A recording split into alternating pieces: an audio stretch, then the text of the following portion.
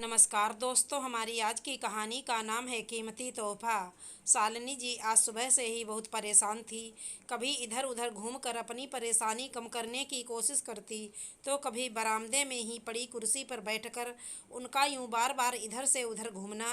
प्रमोद जी, जो कमरे में बैठे समाचार सुन रहे थे, ज़्यादा देर नज़रअंदाज न कर सके। पहले उन्होंने अपने बेटे विपिन से जानने की कोशिश की, मगर जब नहीं पता चला तो खुद ही कमरे से बाहर शालिनी जी के पास आकर बैठ गए।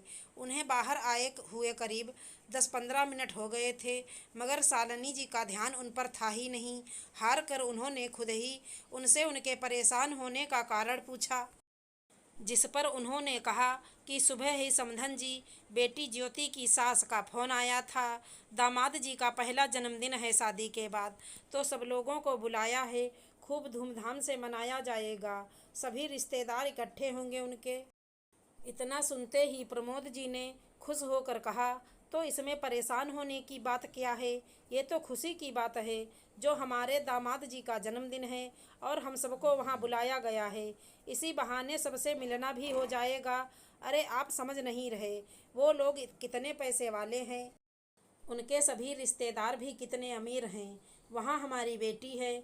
ऐसे घर में बिना कुछ लिए तो जाएंगे नहीं। सबके लिए कुछ ना कुछ तोहफे तो ले जाने ही पड़ेंगे।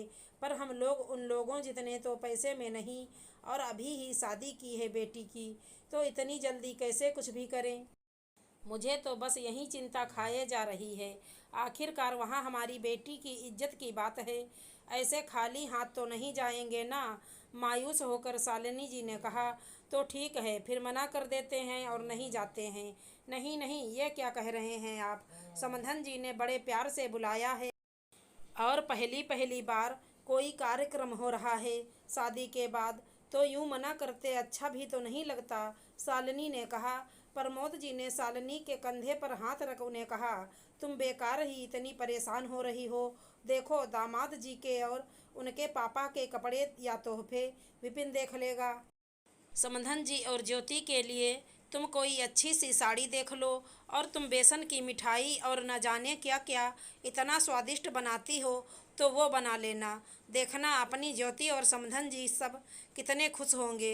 प्रमोद जी की बात सुन शालिनी को थोड़ी तो राहत मिली, मगर अभी भी उनके अंदर डर था, कहीं उनके लिए तोहफे ना किसी को वहाँ पसंद आए तो। आखिर वो तो मध्यम वर्ग की थी, और बेटी के घरवाले इतने ऊंचे रईस खानदान के। उसने समय रहते मिठाइयाँ तो बना ली थी। अब थी बारी कपड़ों की, जो विपिन अपने जीजा जी और उनके पापा के लिए तो ले आया था। और प्रमोद जी भी समधन जी के लिए सुंदर सी साड़ी लाए। वो साड़ी उनके लिए तो बहुत महंगी थी, मगर समधन जी को पसंद आए ना आए इसका अंदाज़ा नहीं था। ज्योति के लिए उन्होंने खुद ही एक साड़ी पर अपने हाथों से कुछ समय पहले ही कढ़ाई की थी। दिखने में वो साड़ी बहुत सुंदर लगती थी, इसलिए रख ली बेटी को देने के लिए। जन्मदिन का दिन भी आ गया। तीनों लोग जाने के लिए तैयार हुए। शालिनी ने अपनी सबसे सुंदर साड़ी पहनी, जो उसने अपनी बेटी ज्योति की शादी में पहनी थी, वहीं पहन तैयार हुई। ऑटो में बैठ तीनों लोग पहुँचे अपनी बेटी के घर। सामने बड़ा सा महल जैसा बंगला, बड़े बड़े दरवाजे, पूरा घर दुल्हन की तरह सजा था। कई गाड़ियां खड़ी थी। मेहमानों का आना लगा हुआ था। सकुचाते हुए शालिनी अंदर घुसी। प्रमोद और विपिन बाहर ही, जहां सब घर के पुरुष नाश्ता और बातें कर रहे थे, वहीं अपने समधी जी के साथ खड़े हो गए। शालिनी अकेले अंदर घुसी तो चारों ओर सिर्फ अपनी बेटी ज्योति को ही ढूंढ रही थी। इतने में समधन जी ने हाथ पकड़ उन्हें अपने साथ अपनी सहेलियों और बाकी मेहमानों के पास मिलवाने के लिए ले गईं।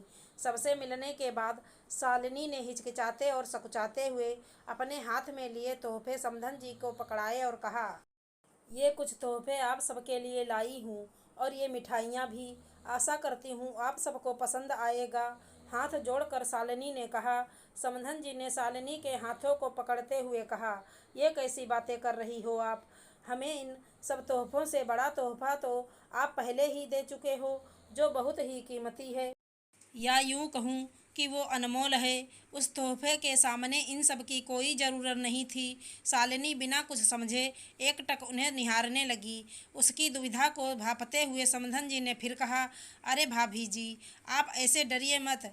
मैं उस अनमोल तोहफे की बात कर रही हूँ जिसने मेरे घर आकर मेरे घर को स्वर्ग बनाया है। उन्होंने ज्योति अपनी बहू का हाथ पकड़ उसे शालिनी के सामने लाते हुए कहा, आप ही बताओ, इतना बेशकीमती तोहफा देने के बाद किसी और तोहफे की ज़रूरत थी क्या? इतनी संस्कारवान और गुणवती बहू मिली है मुझे, अब मुझे किसी और तोहफे की ज़रूरत नहीं। अगर आप ये सब नहीं भी लाती तो भी मुझे बुरा नहीं लगता। इतना सुनते ही शालिनी की आंखों से आंसू झरझर गिरने लगे और छाती गर्व से फूली नहीं समा रही थी। आज उन्हें अपनी बेटी पर गर्व महसूस हो रहा था।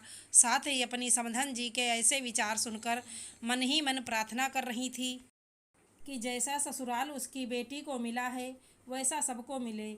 माता पिता अपने कलेजे के टुकड़े को जीवन भर पाल पोस कर बड़ा करते हैं और एक समय बाद उसे किसी और के घर के आंगन को संवारने के लिए भेज देते हैं। धन्य है वो हर माता पिता जो अपने दिल पर पत्थर रख अपने जिगर के टुकड़े को अपने से दूर करते हैं। उस पर भी अगर ज्योति जैसी ससुराल मिले तो सोने पे सुहागा, नहीं तो मांगने वाले तो ना ना करते करते सब कुछ ले लेते हैं और जिस बेशकीमती धरोहर को अपने घर लाते हैं उसकी भी इज्जत नहीं करते। अगर कोई हमसे छोटी सी भी चीज़ मांगता है तो देने में हिचकिचाते हैं, मगर वहीं अपने ही एक अंश को खुशी खुशी जीवन भर के लिए सौंप देते हैं। भला इससे बड़ा तोहफा कोई किसी को क्या दे सकता है। आशा करती हूँ हमारी कहानी अच्छी लगी होगी। धन्यवाद दोस्तों।